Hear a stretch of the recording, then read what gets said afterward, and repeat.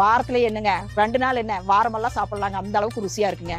Simple தான், ஆனா taste வந்து வேற ஒரு கை பக்கத்துல இருக்கும். கண்டிப்பா உங்க எல்லாருக்கும் ரொம்ப பிடிக்கும். எண்ணெய் ஊத்துற தாளிக்கிற ரொம்ப ஈஸிங்க. எண்ணெய் சூடானதுக்கு அப்புறம் நம்ம கடுகு போட்டுக்கலாங்க. Always any time the best டிஃபன்னா நம்ம உப்புமா தான். இதுக்கடுத்து கடலைப்பருப்பு போட்டுடலாங்க. இதுக்கடுத்து வந்து முந்திரி அஞ்சாறு போட்டுக்கலாங்க. முந்திரி போட்டு நம்ம வெங்காயம் போட்டுக்கலாங்க. இதுக்கு வந்து சின்ன வெங்காயம் பெரிய வெங்காயம் 2 பேர் போடலாங்க. இதுக்கு அடுத்தது வந்து இஞ்சி போட்டுக்கலாங்க. இந்த உப்புமால என்ன காரணம் இஞ்சி போடுறது? அதாவது கும்முன்னு இருக்காம வயிறு ஜீரணத்துக்கு போடணும். பச்சை மிளகாய் வரமிளகாய் போட்டுடலாங்க. இது வந்து வெங்காயம் நல்லா வதக்கிட்டோம்னா உப்புமா நல்லா கெடாம இருக்குங்க. கொத்தமல்லி போட்டுட்டு நம்ம பட்டாணி கேரட் போட்டுடலாங்க.